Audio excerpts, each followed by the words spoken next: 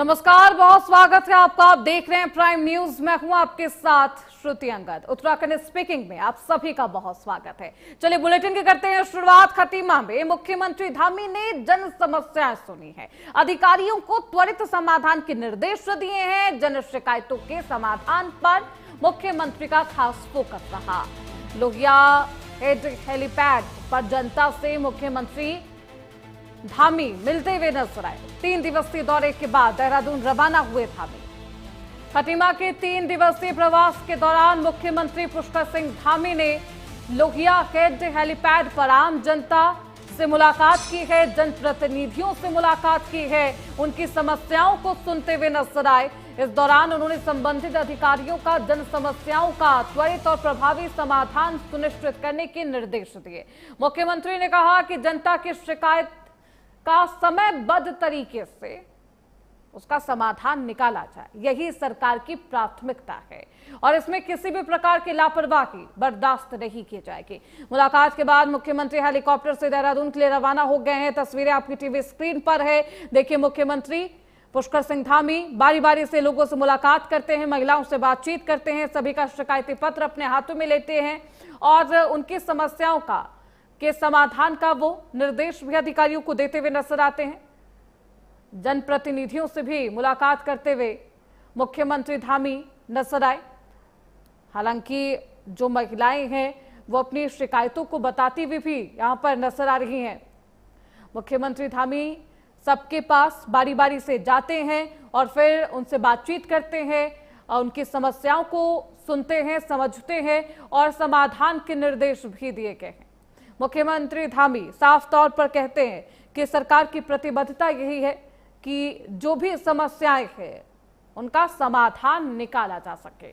खटीमा के 3 दिवसीय प्रवास के बाद अब देहरादून लौट चुके हैं मुख्यमंत्री धामी।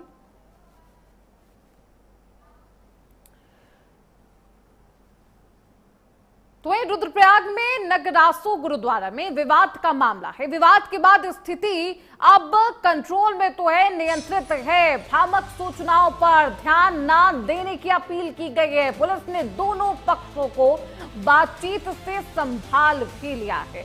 4 धाम और हेमकुंड यात्रा सामान्य रूप से जारी है। रुद्रप्रयाग जिले के नगरासू स्थित गुरुद्वारा साहिब में हुए विवाद के बाद जिला प्रशासन अब वहां पर मोर्चा संभाल चुका है और जो स्थिति है वो अब कंट्रोल में है, नियंत्रण में है। प्रशासन ने स्पष्ट किया है कि श्री हेमकुंड साहिब यात्रा और 4 धाम यात्रा सामान्य रूप से संचालित हो रही, कहीं भी किसी भी तरीके की कोई परेशानी नहीं है। पुलिस अधीक्षक ने यह भी बताया है कि गुरुद्वारे में सेवादारों और कुछ निहंग सिख यात्रियों के बीच विवाद हुए और इसकी सूचना मिलने पर पुलिस तत्काल मौके पर पहुंचती है। दोनों पक्षों से वार्ता कर ली गई है, यानी कि बातचीत कर ली गई है और स्थिति को संभाल लिया गया है।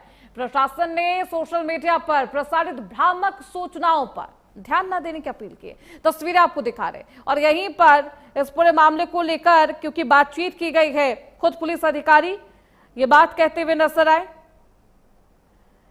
निहंग के यात्रियों से कुछ कहा सुनी हो गई थी, किसी तरीके का विवाद हो गया था। रुद्रप्रयाग का ये मामला है। में जो घटनाक्रम हुआ है उसके संदर्भ में मैं बताना चाहूँगा कि यहाँ पर स्थित गुरुद्वारे के अंदर ही आपसी विवाद हुआ था और इसमें इस विवाद को मॉनिटर करने के लिए, शांति व्यवस्था बनाए रखने के लिए पुलिस और प्रशासन वहाँ पर मुस्तैदी से उपस्थित है। किसी प्रकार का कोई व्यवधान नहीं है, सभी कुछ शांतिपूर्वक चल रहा है और किसी को किसी प्रकार की अफवाह पर ध्यान देने की जरूरत नहीं है और शांतिपूर्वक यात्रा भी चल रही है। गुरुद्वारे के अंदर भी शांतिपूर्वक सभी जो अरदास है, लंगर है, आवाजाही है, वो सब कुछ चल रही है। पुलिस कंट्रोल रूम रुद्रप्रयाग में 112 से सूचना प्राप्त होती है कि नगरासू गुरुद्वारा में 2 पक्षों में विवाद हो गया है और उनके बीच बहस हो रही है। ये सूचना प्राप्त करने पर चौकी घोलतीर की फोर्स वहां पर पहुंचती है और उनके द्वारा वहां पर शांति व्यवस्था कायम की जाती है और मामले की पूर्ण जानकारी ली जाती है। जानकारी लेने पर यह पता चलता है कि गुरुद्वारे के सेवादारों और वहां आए निहंग सिख यात्रियों के बीच किसी बात को लेकर विवाद हो गया था। उसके उपरांत निहंग सिख छत पर चले गए गुरुद्वारे की और उन्होंने छत पर जाने के रास्ते को बंद कर दिया। प्रशासन, पुलिस और गुरुद्वारा प्रबंधक समिति लगातार उनसे वार्ता कर रही है और उनकी समस्याएं जानने की कोशिश कर रही है। हमारे द्वारा उनको समझाया बुझाया गया और इसके उपरांत एक निहंग सिख यात्री वापस नीचे आया और उनके द्वारा हमसे बात की गई। इसके अतिरिक्त मैं आपको ये भी अपील करना चाहूंगी कि सोशल मीडिया पे फैल रही भ्रामक सूचनाओं पर ध्यान ना दें।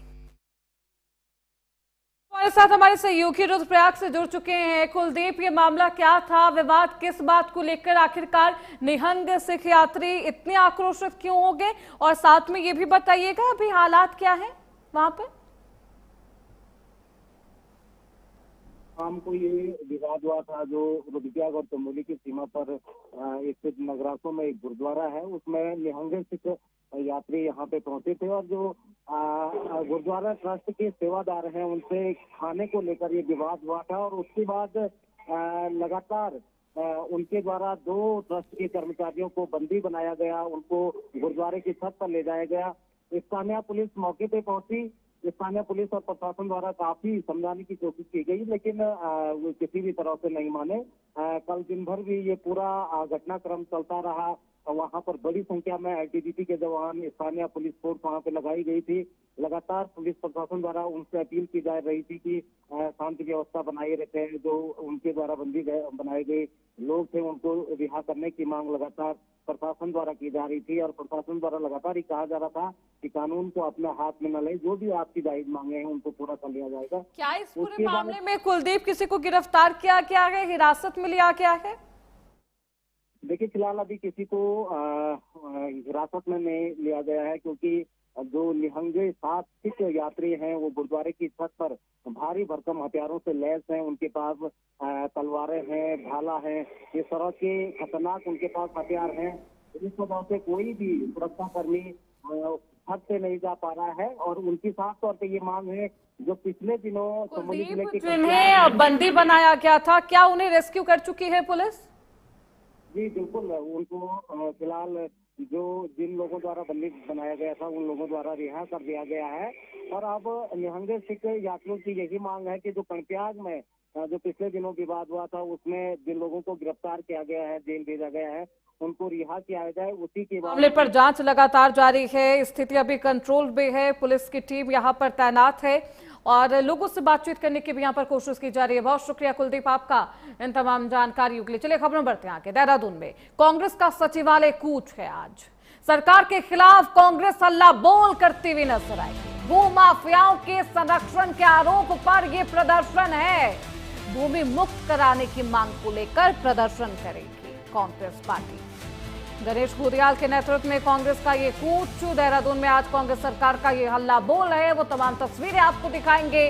प्रदेश कमेटी कांग्रेस कमेटी ने सरकार पर भू माफियाओं को संरक्षण देने के भी आरोप लगाए हैं। सचिवालय कूच का ऐलान किया है। कांग्रेस का साफ तौर पर कहना है कि भू माफियाओं के कब्जे से जमीन को मुक्त कराया जाए और अन्य नीतिगत मुद्दों पर भी सरकार की भूमिका पर भी सवाल उठाए गए।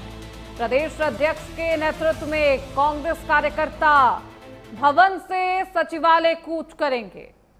इस दौरान प्रदर्शन के चलते शहर में सुरक्षा के बेहद पुख्ता इंतजाम किए गए।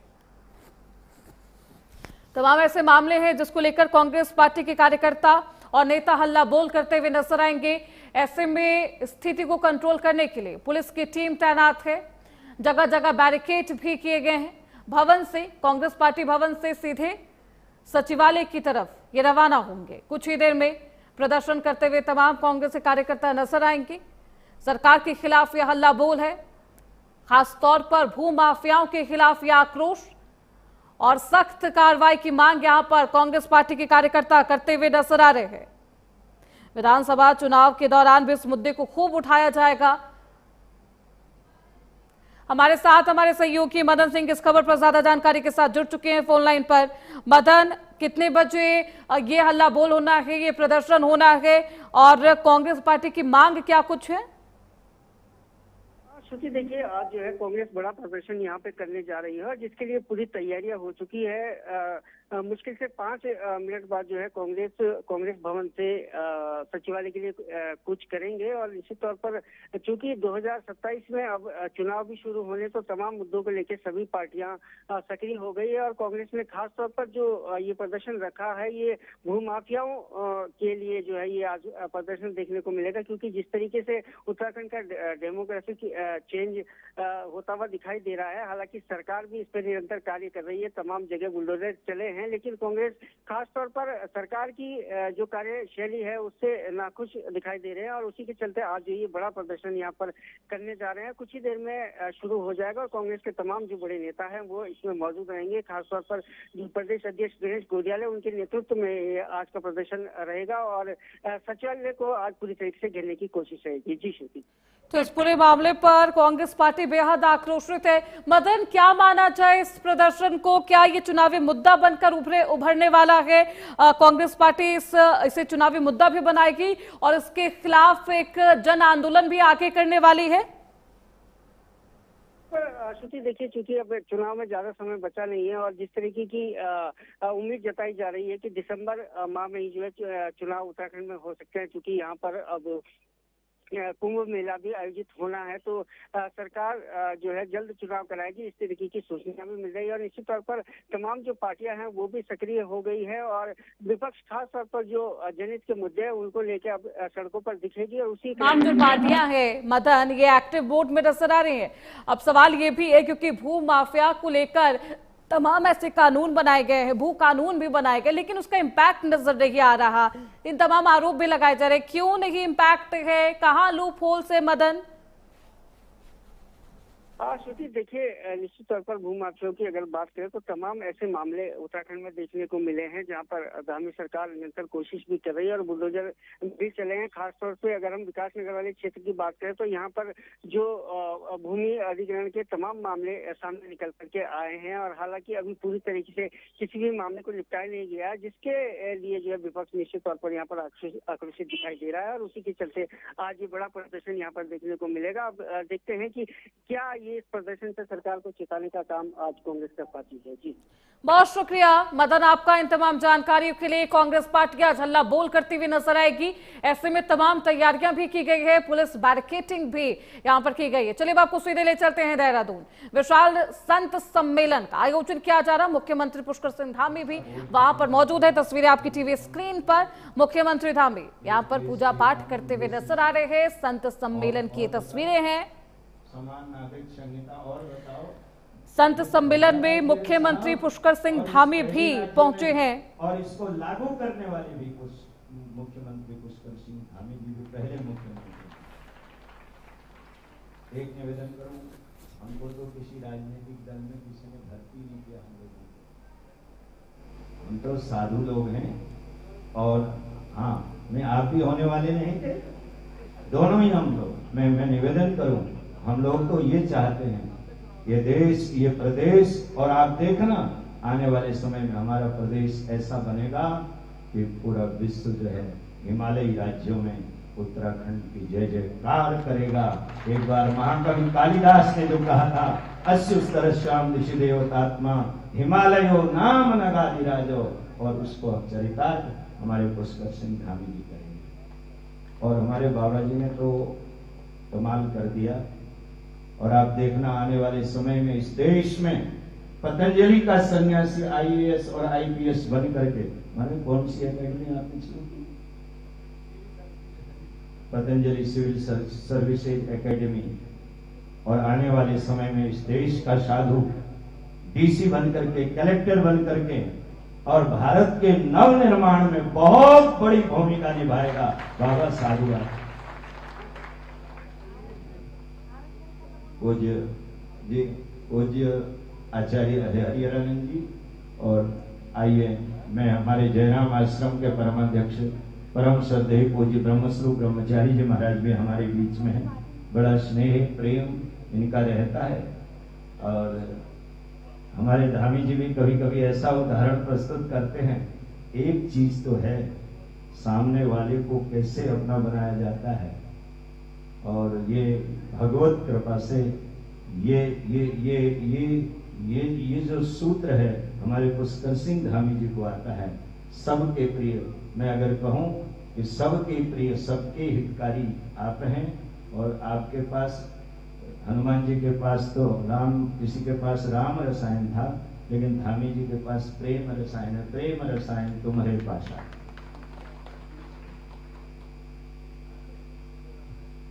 आज के इस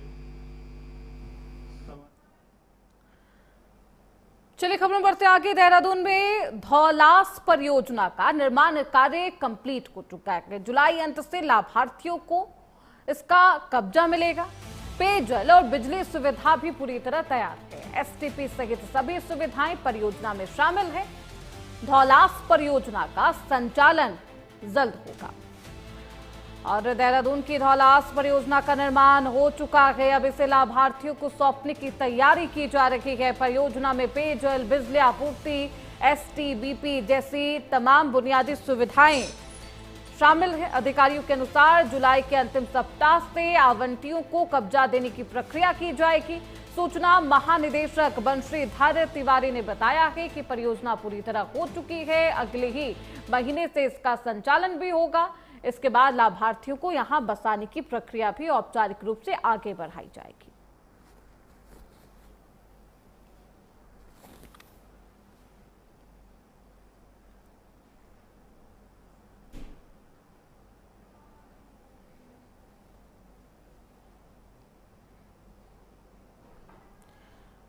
तो इस पूरे मामले में खुद जानकारी भी दी गई है अधिकारियों की तरफ से।